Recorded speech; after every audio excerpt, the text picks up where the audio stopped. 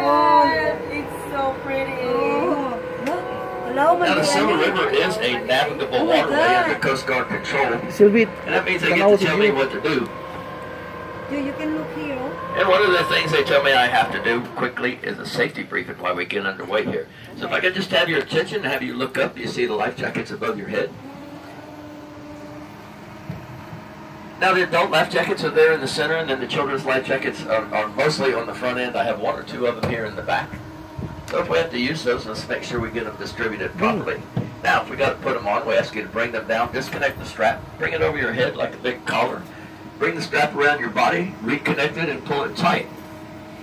Okay, we ask everybody who's able to put theirs on first, and then assist those less able with theirs. Also, immediately to my right here is a fire extinguisher, and one on my left side. Also, a rig buoy and a rope back here in case somebody falls in the water. Now, up over here on the back, I've got 2 first aid kits, also some seasickness bags, and some rags that are been cleaned and put in the plastic bags so that they kind of stay semi-sterilized in case anybody needs something like that. Also, we have spider and insect bite kits up there. One last thing, I have a radio here on the back. It's a handheld radio. It's tuned to channel 1, so if anything happens to me, if you call on channel 1, Steve, Captain Steve is on the other boat just like this. He'll be going all the way down the river on a single charge. That's a very efficient system we have.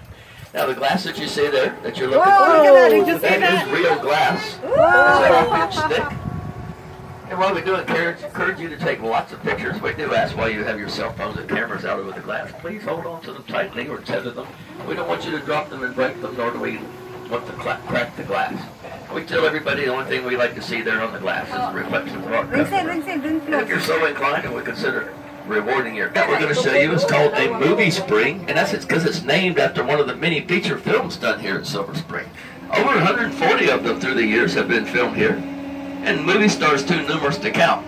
Now some of the names that you might recognize are names like James Dean, Burt Reynolds, Sean Connery, Roger Moore, Gregory Peck, Jane Wyman, and one of the original Tarzan, Johnny Weissmuller, all filmed right here at Silver Springs at one time or another.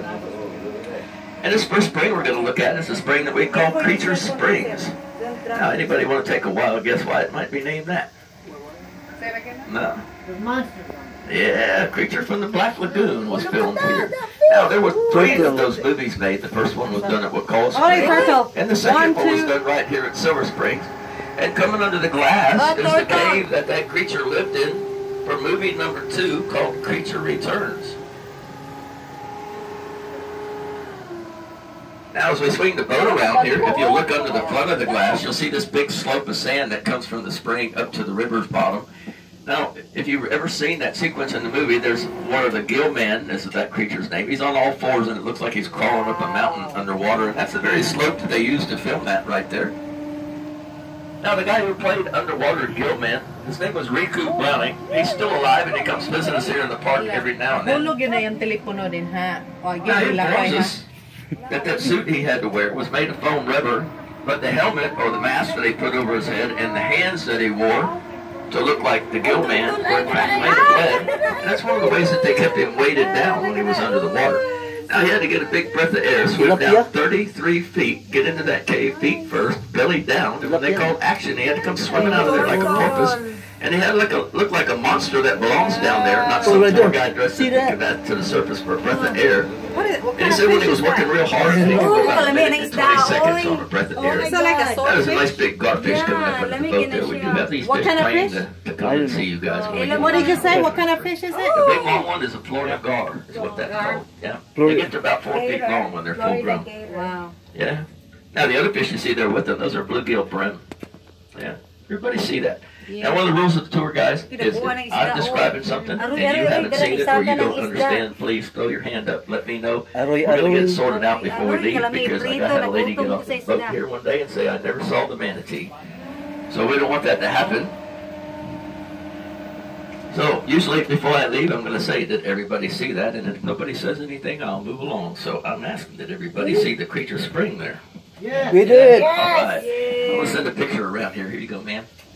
Now this picture that you're going to come around, take a look and pass it along, is a picture of a steam-powered paddle wheel vessel. There was a fleet of them that operated here on the river. They operated from pre-Civil War time right up until the 1920s, and they were called the Hart's Line Company.